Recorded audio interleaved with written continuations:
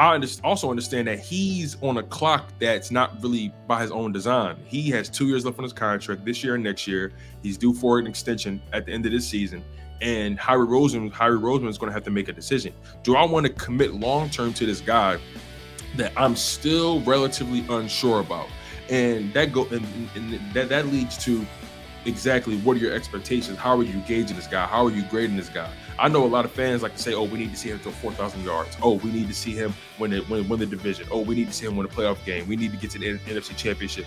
People have their own barometers, but what's getting lost is we need to try to figure out what's Howie Roseman's barometer. How is he gauging Jalen Hurts? And I think that's what it comes down to ultimately.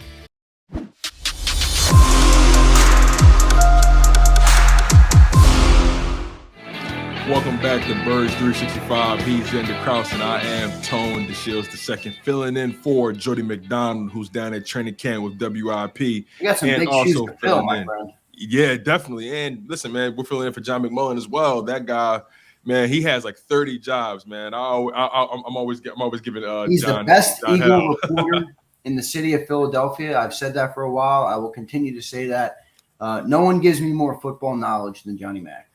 Absolutely. And, the thing about John is he's very down the middle. He approached the game from a very unbiased, from a very even keel perspective.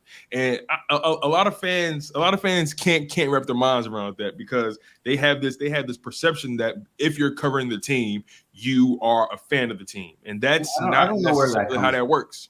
That's not necessarily how it works. Because at the end of the day, it's a career for them. It's a job for them. So you have reporters who maybe earn their chops in one city and then they get their big break in another city covering another team, man. That doesn't necessarily make them fans. Now, maybe their writing is going to maybe lean more so in a Philadelphia favor. It's going to be spoken from the Philadelphia perspective. But for the most part, they're trying to give you, the shot straight, no chaser. You know what I'm saying? Yeah, I love the way John reports. I love the way he analyzes the game. I don't sense a bias. I think John tells you what he sees and what he thinks of the football team, and that's what I love about him. But speaking of JAKIB analyst, I want to ask you about our guy Jalen Hurts, and I want to tie it to our buddy Dan Sileo, who is always in the headlines now in Philly. Oh yeah, always on his back because he doesn't like the court. Oh, he's a hater. This. I get it. Where are you on Jalen Hurts? I know the question's been beaten down by everyone. I've never talked to you on air. This is my first time talking to you on air. Where is Tone DeShields on the Eagles quarterback? Do you think he can be the guy? Do you think he's not the guy? Do you think the decision's made? Where do you fall on the highly talked about subject in the city? I got you. So just to make it plain, and then I'll get into the details of it. I'm pretty much in the middle on Jalen Hurts. I'm not completely out on him. I don't think he's garbage. I don't think he's a tomato can. Shout out to my man Dan Sileo. I don't think he's a tomato can. But I also understand that he has a long way to go. And there's something about a guy that has a work ethic that that you can't that you just can't deny. And it's hard for me to bet against him. That's that's where I'm at. It's hard to bet against him, but I consider myself to be very, very objective. At the very least when it comes to the quarterback position. And look, like I said, I'm a Jalen Hurts fan. I want him to succeed. I have Jalen Hurts. Sports memorabilia. Whatever you want to call it. Whatever you want to call it. I'm a Jalen Hurts supporter, but I'm an Eagle supporter first and foremost. So if he does end up being the guy, great. That puts us in a better position from a draft capital perspective. We don't have to waste a pick on a quarterback, and we're able to fill out this roster with more talent. But if he doesn't end up being the guy, it is what it is. We have to live with those results. And you have people who believe that you can't really be in the middle on this guy. You can't acknowledge his flaws and still support him. Some people call it hating, and I have a problem with that. I have a problem with people just throwing hater around because you're constructively criticizing a guy's game. I understand Jalen Hurts has to improve his accuracy. He has to improve with his anticipation. He has to improve with his pocket presence. He has to improve in all those areas, and it doesn't just happen in one off season. I completely understand that, but also understand that he's on a clock that's not really by his own design. He has 2 years left on his contract this year and next year. He's due for an extension at the end of this season. And Howie Roseman is going to have to make a decision. Do I want to commit long term to this guy that I'm still relatively unsure about? And that leads to exactly what are your expectations? How are you gauging this guy? How are you grading this guy? I know a lot of fans like to say, "Oh, we need to see him throw 4,000 yards. Oh, we need to see him win the division. Oh, we need to see him win a playoff game. We need to get to the NFC Championship." People have their own barometers, but what's getting lost is we need to try to figure out what's Howie Roseman's barometer. How is he gauging Jalen Hurts? And I think that's what it comes down to ultimately. And that might be something we never know about what Howie's thoughts are. But here's my take on Jalen. And I'm a Jalen fan. I was, just so for sake of full clarity to the audience, I was a freshman at the University of Alabama when Jalen was a freshman at Alabama. He was my quarterback in college. I watched him lead us to 2 straight national titles. I love the kid. And I don't really go back to the skill set. Like I think most of us know kind of what Jalen is, and I'm not saying that like he won't get better. He will get better. Right. But to McMullen's point, he's not going to become a Joe Burrow. He's going to become a really good version of Jalen Hurts, and that's athleticism, that's throws here and there. So my question isn't about whether he can get to the level we need him. It's that can he run his offense? Can the Eagles do the right things around him to win the big games? I'm not talking about regular season games and getting to the playoffs. I'm talking about, can they do the right things around the quarterback to win the big games? And look, maybe I don't know, and maybe it's not possible. You know, you look at all the people that win the Super Bowls, there's a couple instances here and there of a lower-end quarterback winning it all. I actually don't view Jalen Hurts as a lower-end quarterback. I view him as maybe a lower-end thrower of the football, or maybe not even thrower, pocket passer, because he's just so athletic that he uses that, which is fine. But can that result in winning the big games? And the reason I think it's possible it can is, let's say Hurts signs a $30 million a year contract. Now, maybe he doesn't want that. Maybe he wants to make $45 million. Does that allow you to build up your team in other spots to the point where Hurts is a competent guy? There's no one denying that. He's a competent human being. He has a good head on his shoulders. He understands the moment, which I think is underrated. He understands the severity of the moment, the pressure, the fan base, the city. He understands it all. When I look at Jalen, I'm like, yeah, he gets it. Is that going to be enough to win, though? You know, and I think there's a lot of fans that are, you know, they're really happy to have a good quarterback like Jalen make it to the playoffs. And then there's another portion of fans that it's Super Bowl or bust every year, which I think is, in a way, it's a little bit unrealistic. I mean, no team is winning that much, but that's a big question for me. Like, can they do enough around that skill set to win the game? Because I think Jalen Hurts is good. I think he's a good quarterback. I don't think he's a great thrower of the football, but that doesn't mean I don't think he can win games. Or lead the team. Games, I think it's a big question. And I don't know. Like, I wonder just how he sees it, you know? Maybe it's like that. Maybe it's, look, if I can get Jalen for $30 million, I can add a couple more pieces to this defense to make us have one of the best defenses in the league. Is that a recipe for success? Quite possibly it might be. I mean, you know the old adage, defense wins championships. I think back to that. I was a young guy, man. What was that Super Bowl where it was all defense? The Peyton Manning Broncos Super Bowl. Like that was that was pure defense. They were harassing Cam Newton. That was pure defense. And Hurts can make 30 to 35 million a year. You already got AJ Brown in a contract. The offense is built out. They didn't even add anything. They added AJ Brown. So they feel good about the offense. I think you could use a good, powerful running back. I fall into the Silio category with that. But, you know, is it enough? I don't know. Obviously, I'm not the self-professed king of football. I have no clue if it will work, but I think that's the question. I think there's a lot of Philly fans struggling with coming to grips on if they think he can or whether they think he can. That's what – I mean, it's just this huge tension in the city about whatever you say about the guy.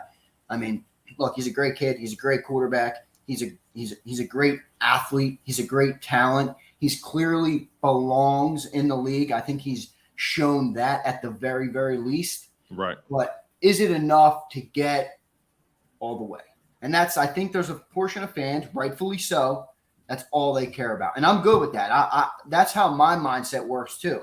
If you ain't first or last, that's how I see it too. So I don't know. I mean, I think that's where it falls. And I just wonder, like you said, how does Howie Roseman see it? Does he see it like that? Does he see it like, look, if we can get Hurts on a little bit discount compared to the top 5 to 10 quarterbacks, we can build up the team more.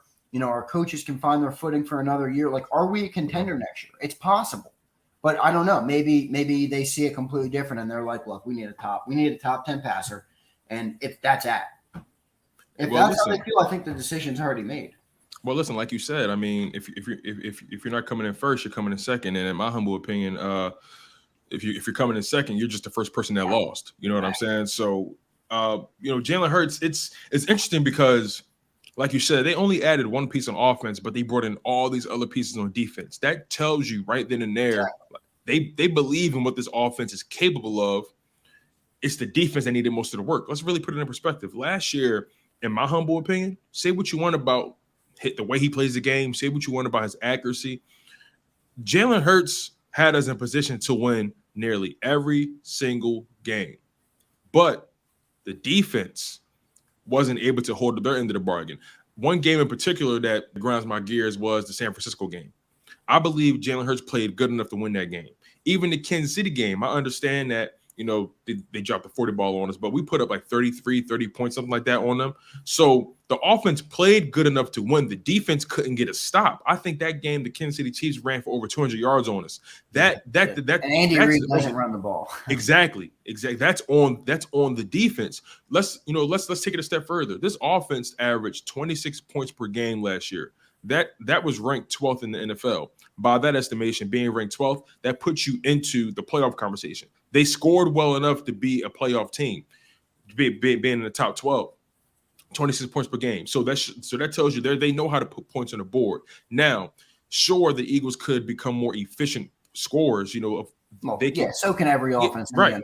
For being real. Yeah, there were moments where we couldn't sustain drives. There were moments where we struggled in the red zone, but they managed to put up points somehow, and they managed to move the ball nonetheless. So they showed that they were capable of putting up points with the offense constructed the way it was. The defense was the problem. They allowed 9 quarterbacks to complete over 73% of their passes. Five of those 9 quarterbacks completed over 80% of their passes. And then they allowed Derek Carr to have the best game of his life, completing 93% of his passes. I still remember it. It's ingrained in my head. It's embedded in my psyche, and those are some things that are unforgivable to me, and that's why a guy like Jonathan Gannon will always remain on a hotter seat, in my opinion, than Jalen Hurts. But not deviate too far from Jalen Hurts. A guy like Jalen Hurts, he has something in him that this city has been missing for a long time, and that's someone, like you said, who gets it. And it's a shame because he truly understands this city. He truly understands what it takes to win in this city. He truly understands the mindset of the fan. And he's a guy that wants to be coached hard. He's a guy that wants to get yelled at. He doesn't mind, he doesn't mind dancing in the heat. You know what I'm saying? You think about the quarterbacks in this city's past, they've always had the talent. The opposite of that. Yep. They've had the talent, but they didn't have the heart, didn't have the mindset, the will, the dedication to the craft, to the game. Carson Wentz, a guy who always let his mechanics fall by the wayside. A guy like Donovan McNabb, who, in my humble opinion, I believe Donovan McNabb could have been a better leader. I feel like Donovan McNabb was too ego-driven. See, and that's what we have with Jalen that you'll never have to worry about. What you just said that you didn't like about McNabb. McNabb got to the Super Bowl, he got in his head a little bit. Jalen is just so locked in, and he gets it, like you just said. But here's what I think fans are thinking about, and they're it's not wrong to think about it. That Buccaneers game, it sits with you. And here's why I think it's an elevated thing. It's the playoffs. all the coaches are game planning differently, more aggressively. They understand the competition coming in. They scout the quarterback. They figure out what he's good at, what he's bad at.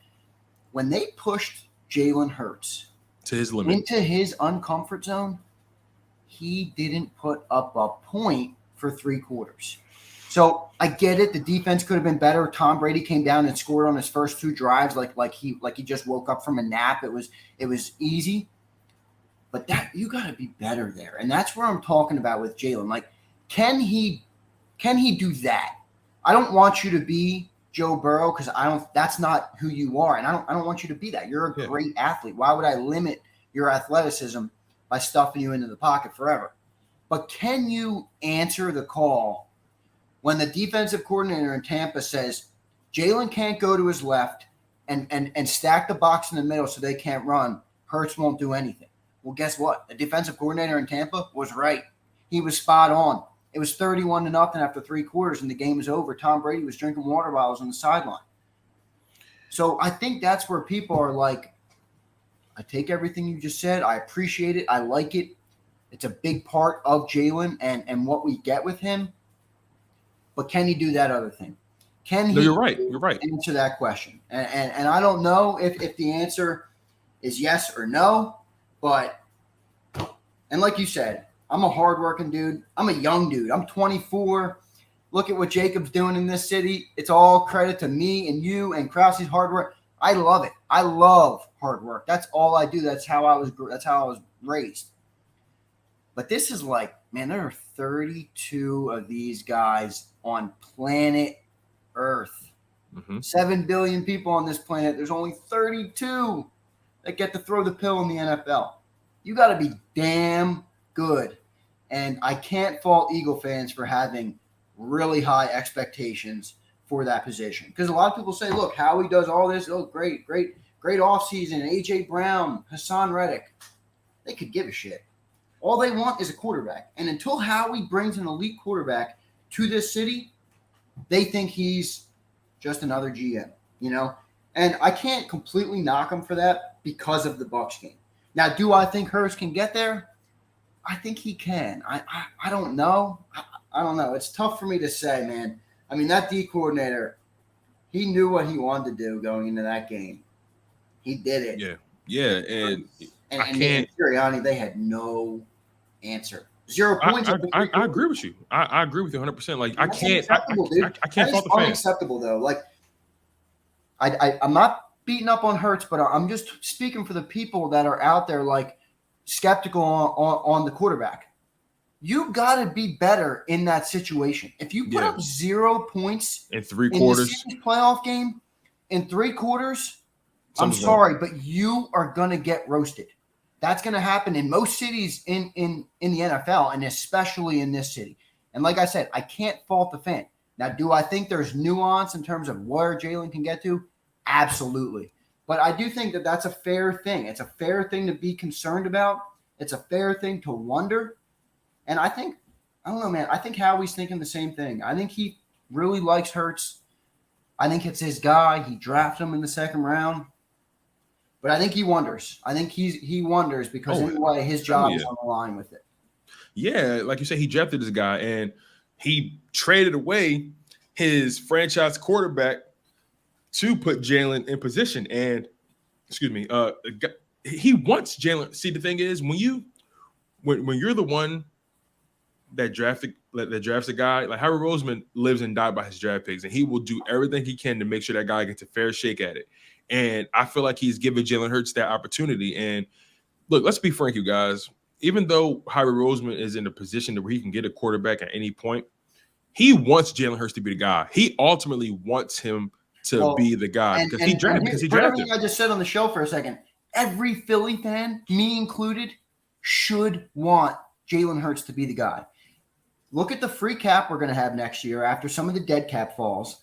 Look at the draft assets we have, and look at the team as it is. All of our best players are under contract through next year too.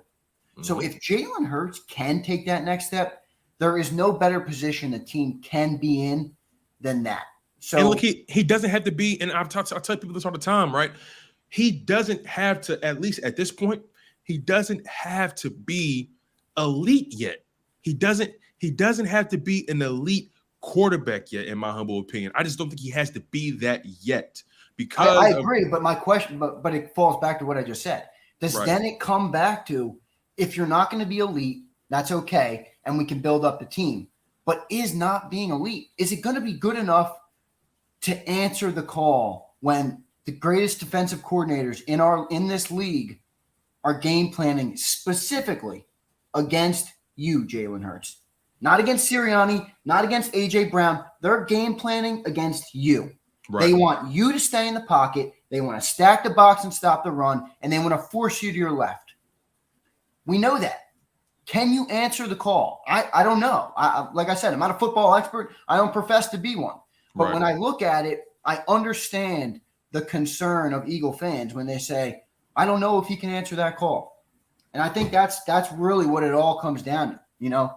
Yeah. Let's think about it, right? Let's really think about his strengths, right? You got a guy in Jalen Hurts who's mobile, he's an improviser, and he has leadership. Okay, those are some pretty good traits to have. But how does it translate to getting the ball from point A to point B? How does it translate? Because for me, I'm not even gauging Jalen Hurts on the numbers, really. You know, I'll be honest with you. I don't think Jalen Hurts is going to throw 4,000 yards this year. I don't think that's his style. I just don't think that's going to happen. By the way, I don't think that matters. I think that's just it doesn't. And Jalen Hurts, I'm paying more attention to the situational football. I'm paying attention to, okay, you're down 10 points in the fourth quarter. What will you do? Okay, you need this game-winning drive. You need to get your team in position for a field goal to win the game. What will you do? What will you do in an important 3rd and 14, third quarter? Your team is down by 10 points. You get this first down. That puts you in position to score before the fourth quarter. Now you may only be down by 3 in the fourth quarter. Like, I need this. I want to see him in these very, very explicit, very specific situations. And I need to see him make the throws when it matters most. Because honestly, I don't care how explosive of a runner he is. I'll be frank about it. As much as I love Jalen, I'm hard. Listen, I'm hard on the people I love, right? You know, you can ask anybody that knows me. I'm no nonsense. I'm hard on the people. You're hard on me. I got 5 texts from you yesterday blowing me up. Hey, listen, man, it's because I love you, Z. Yeah, no, I love you. No, but look, I mean, but what you just said, when the pressure's on and it's not the Eagles in the spotlight, it's Jalen Hurts. Mm-hmm. That's who those defensive coordinators are watching. It's Jalen Hurts. Can he answer the bell? Can he answer the call to really good defensive coordinators who look at him and say, these are his deficiencies? Because, look, whether you like Hurts or not, you should be smart enough to know that there are deficiencies as an NFL quarterback with his game. Smart defensive coordinators who study defense and study football and study the NFL for a living are not dumb. They can look at that. They can see that. They can diagnose that. They can come up with an entire playbook on how to stop that. So until he takes the next step, and like you said, I really don't want him to be Burrow. I'm not expecting him to be Burrow. I don't even care if he doesn't throw 4,000 yards. I could care less. Well, you know what? Stay there. But when the lights go on, though, and the defensive coordinators want Hurts to make the throw, I need him to make that throw. And if he doesn't make that throw, then it's going to be really tough for me to sit here and vouch for him to be signed to an extension as an Eagle fan. Absolutely. Let me ask you this. As an Eagle fan, it's going to be tough for me to vouch for that extension if he can't make that throw. Let me ask you this really quickly. Okay, Jalen Hurts. This is his season. He throws for about 3,500 yards, rushes for about 600 yards. Okay, that's cool. Throws 25 touchdowns, rushes for about 8 touchdowns. Okay, fair enough. He wins the division. He gets that first playoff win. But you're still seeing the deficiencies in his mechanics. You're still seeing some of the flaws, but they're winning still. Well, there's more nuance there. You just created a scenario. So I don't want to cut you, but let me just say this real quick. You just created a scenario, though, where Hurts wins a playoff game. If Hurts wins a playoff game, then that's an example of him answering that call. Because when you get to the playoffs, you know, I know, we all know, everyone in the chat knows, all 218 of you know, defensive coordinators, heightened awareness, heightened play calling, they're game planning against the quarterback, against the deficiencies. If he wins a playoff game, look, you're always going to get to the end and be like, oh, we could have been better here. Tom Brady loses, guess what? You know, he goes back to himself in his bedroom and is like, well, Tom Brady could have been better here. Everyone will do that if you lose. And I'm not expecting to win the Super Bowl every single year. But if Hurts shows that he can win the game when it matters, and that might be, you know, a playoff game versus a competent opponent, that might be enough for me to think that they can build around him to win. Because I think his mindset and the way he approaches the game is exceptional. I think it's second to none from a mental standpoint. And I think that really matters. I mean, remember, like we talked about this 20 minutes ago. There's 32 guys on planet Earth that get to throw the pill in the NFL. Not only does that come with talent and skills and being able to throw the ball, that comes with a tremendous amount of pressure from the external, from the fans, from the city, from the owner, from the GM, from your coach. You know, a lot of people are tied to you. A.J. Brown and Devontae Smith, in a way, they're tied to Jalen Hurts. Their money is tied to Jalen Hurts. Nick Sirianni's job is tied to Jalen Hurts. Howie Roseman. So if he can answer that, I don't know. I'd feel a lot better about this team moving forward with him if he wins a playoff game. A lot. Yeah. Better. Oh yeah. Oh, without a shadow of a doubt. And you know, I want to try to put it into perspective for fans as well.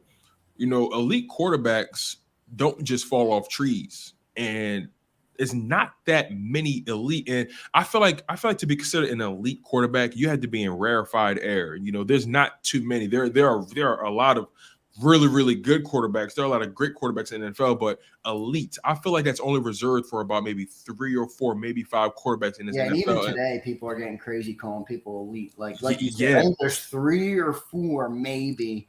And elite. Everyone else is, good to great, right? Yeah, like for example, I think Patrick Mahomes elite. Aaron Rodgers elite. Maybe there's a couple more than 3 or 4. Maybe I have 5. I got Brady. I got Rodgers. I have Mahomes. I have Burrow. And I don't know. I don't want to give it to Herbert yet. Look, he's great and he's an unbelievable arm, but dude, he didn't even make the playoffs last year. Yeah. I don't know. I mean, the AFC's loaded, so maybe he does have the elite skill set. See, but look, I would replace than just skills. We talked about that. Jalen has all that other stuff.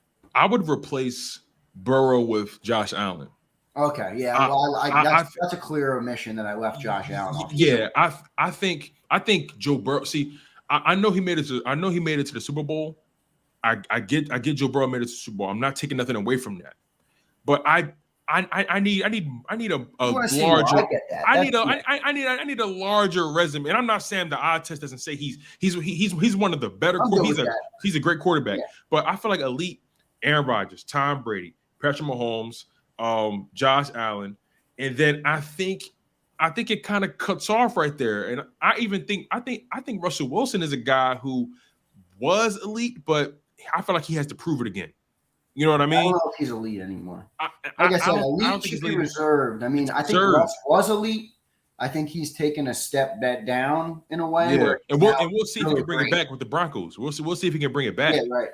You know, but elite, those guys don't just fall off trees. You can't just say, oh, because of what he did in college, he's going to be elite. That's not a guarantee. So I say all that to say, if Jalen Hurts ends up not being the guy, if the Philadelphia Eagles decide to move on from Jalen Hurts, they better be damn sure the person that they bring in next is that guy. They better be damn sure that he can lead this team and he's someone that this team could get behind, because this team rallies for Hurts. We've seen what happened the moment he touched them. They play for it. It's something to be said about that. He elevates the play of guys around him just by the way he plays. Yeah, and just like I said, you can't leave out the errant passes and the lack of, accomplishment versus the Bucs. You can't leave that out either, because there are a lot of quarterbacks in this league that don't have the traits that Jalen Hurts has. And the traits that he has are very important for success.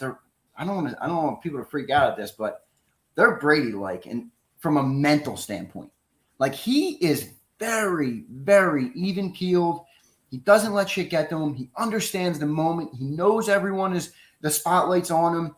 And he's been that way since he was young, man. When I was at Alabama, I'll never forget it. I was at the opening game my freshman year. I think it was, I don't know if it was either Jerry's World in Dallas or Atlanta. I can't remember where they played. They played USC.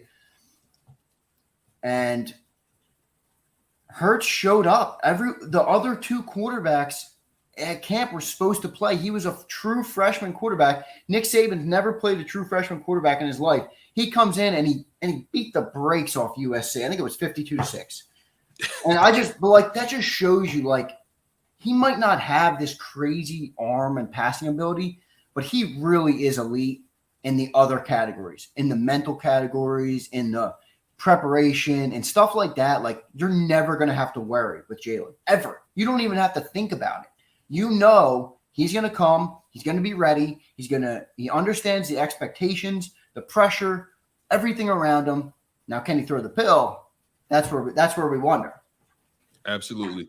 Hey, you guys, he's Zander Krause. I'm Tone DeShields II. You guys are locked in on Burries 365. Make sure you guys continue to smash that like button. Listen, the like button is currency in this YouTube space. You know, you guys help us with the algorithm when you continue to smash that like button. Even hitting the dislike button, it helps because that means we're getting traction and engagement. And we appreciate all the love and support and even the hate that you guys provide. That's just the lay of the land. But we want you guys to stay locked in. Make sure you guys comment below and get real busy, get real spicy in that live chat. Make sure you guys also are subscribed to the JAKIB Sports YouTube channel. And also, most importantly, we need you guys to check out jakibsports.com. There you can check out our guy, John McMullen. You're going to see Paul Domowich's writing on there as well. They're going to be giving you guys full Eagles coverage throughout the season. And if you're a reader, John McMullen and Paul Domowich and one of our interns has you covered. Joe Santoliquito. He's coming on board to write for JAKIB Sports as well. Yeah, so I'm a big fan of Joe. He did a lot of work with us down at the Maxwell Awards. Totally great guy, great reporter, does great work. So he'll be added to the team too, to throw that in. Hey, I like Joe, man. Yeah, me and Joe got real familiar when I was helping him through his technical difficulties. So that's my guy, man. I like Joe. Yeah, there you go. Shout out to Joe Santoliquito. But yeah, you guys, make sure you guys check out jakibsports.com. That's JAKIB sports.com. We're going to go into hour number 2. We appreciate you guys. Keep it locked. This is Burries 365.